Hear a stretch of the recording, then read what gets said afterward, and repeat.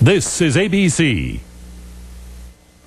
Just ahead on Eyewitness News, unbelievable as it may sound, someone has been found alive under the rubble of a collapsed highway in Oakland. We'll also have the latest on the earthquake cleanup, a cleanup project that could top $1 billion. And Clevelanders returning from San Francisco tell their stories about the big quake. It's all coming up next. First in Ohio, TV5. Live from Ohio's News Channel, this is TV5 Eyewitness News with Ted Henry, Wilma Smith, Don Webster with the weather, Sports Director Nev Chandler, and the Eyewitness News team. Brought to you by the Illuminating Company. Under a concrete sandwich of death, it looks like a survivor may have been found. Incredible as it sounds, somebody we have been told has been found alive amid the rubble of the double-decker highway in Oakland that collapsed as a killer earthquake shook Northern California. Good evening. When you think of tons of concrete crashing down on your car, it is really very difficult to imagine that anyone could survive that. And for that very reason, Wilma, many people in Oakland had been saying that possibly 200 to 300 people could have died when a 1-mile stretch of Interstate 880 collapsed during the height of the rush hour yesterday. But tonight there is new hope. There's optimism now that someone, it seems, has been found alive. We have more on this miraculous rescue effort. Reporter Dave Andrews joins us live now via News Star Prime from the site of the highway collapse in Oakland. Dave, how and when was this survivor found? Wilma, right at the top, I'm sorry to tell you that I'm going to have to contradict what you have said, because just within the last couple of minutes, there has been a development here at the command center. The Oakland Police Department has just told reporters here that, in fact, the person that a surviving victim that they talked about 2 hours ago, in fact, there is no surviving victim. They just returned here a few minutes ago to say for the last hour and 45 minutes, they searched the area where they believed they heard some noises coming from a live victim underneath the debris, but they said they have used infrared cameras and have searched thoroughly, and there is no evidence whatsoever of anyone living underneath the debris of this collapsed structure of the highway. And now they're saying that, in fact, the noises they heard 2 hours ago, which led everyone here to believe that, in fact, there may be at least one survivor from this tragedy, they believe those noises were not made by human beings in the debris. They do not know what the noises were, but they are now saying they don't think that there ever was anyone alive in the area that they were searching for the last 2 hours. So that is a sad development. People were getting optimistic or hopeful for at least some good news out of all of this, but even that small ray of hope has been dashed here within the last couple of minutes. Dave, that really is a sad turnaround. As you know, right when we were going on the air, the reports were coming in saying that possibly it wasn't indeed true. And the reports have been varied all night long. As a matter of fact, I heard some, I'm sure you heard even more, that said that the rescuer reached in under the rubble and a victim squeezed the hand back. Are these just hopeful stories, and I would think, aren't they?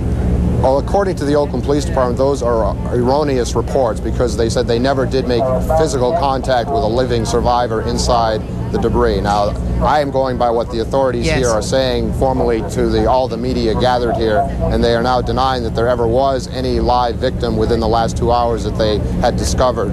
You can see things firsthand. Is there a chance in what you see around you that there could be any survivors in the area? Well, all along today, the mayor of Oakland has been saying there is virtually no hope that there could be a survivor at this period. Even this morning, he said there couldn't have been one. But you have to think there's 1.25 miles of debris. Now, with hundreds of people who were trapped, and most of them obviously killed, I don't think one could logically rule out the possibility that someone may be trapped alive in some sort of pocket, protected somehow from the crush of weight upon them. So I would imagine the cleanup, outside the realm. The cleanup is going to be very careful, isn't it? Yes, and they're getting underway here tonight. They're shoring up some sections to support them so that they can get the cranes into operation to start removing the heavy concrete so that they can start getting in closer to these automobiles and look for mostly victims, mostly fatal victims, but hopefully there may be a miracle yet here as the days unfold, and we're just going to have to wait and see if someone can survive this. It looks doubtful, but perhaps, you never know. We will certainly hope for some. We're sorry it had to be a disappointing report from you, but thank you for joining us. Reporter Dave Andrews joining us live from Oakland, California. It's not just Oakland, really, but many other cities in Northern California that are feeling the pain and the anguish of the second worst earthquake to ever strike San Francisco. In fact, almost 330 people are reported dead as of this hour, 1,400 injured, and more than 1 million people in the whole Bay Area tonight are left without power and gas, and many of them are still in the dark tonight. As the sun came up over the San Francisco Bay Area, rescue officials got a good look at the billions of dollars of damage done in just a few seconds. By far the worst death and destruction happened along Interstate 880 in Oakland when the upper deck of the highway collapsed onto the lower deck, instantly killing perhaps hundreds of drivers at the very height of the rush hour. Across the bay in downtown San Francisco, the city's Marina District suffered extensive damage. Last night's big blaze had been put out, but blocks of buildings lay in ruin, having collapsed in the quake and will now have to be torn down.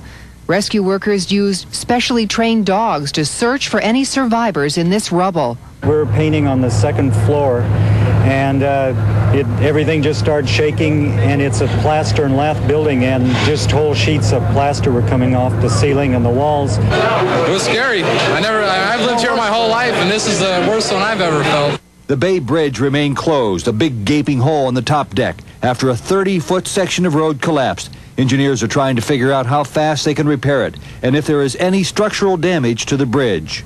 A number of commuters ignored pleas to stay home and packed subway trains headed to downtown San Francisco, trying to restore a sense of order to their lives. Outside of San Francisco and Oakland, the closest community to the quake's epicenter was Santa Cruz, about 75 miles south of San Francisco. And there, damage is estimated at $350 million. Dozens of buildings collapsed, as did 2 bridges. Amazingly, no one died. President Bush went to the headquarters of the Federal Emergency Management Agency, which is handling the government's relief effort. The president has already declared 7 Bay Area counties disaster areas. And he sent Vice President Dan Quayle and Transportation Secretary Samuel Skinner to the Bay Area to assess the damage. The Red Cross has set up more than 30 shelters in the Bay Area, and it has gotten offers of help from around the world, including calls from earthquake survivors in Soviet Armenia. By the way, as for the man driving the car that fell through that hole on the bridge, he was killed instantly. After going all out to help the victims of Hurricane Hugo, the Red Cross really needs your help now to help the people in the Bay Area. The Red Cross really needs money the most and is asking that you call your contributions into their toll-free telephone number. It is 1-800-453-9000. Once again, 1-800-453-9000. Now, if you can't copy it down right now, we will show it again in just a few minutes.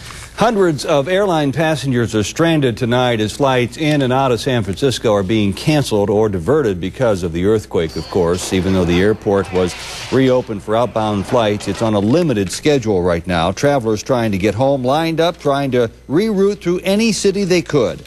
In Chicago, more than 800 travelers were stranded at O'Hare Airport. The cancellations even affected travelers as far away as Japan.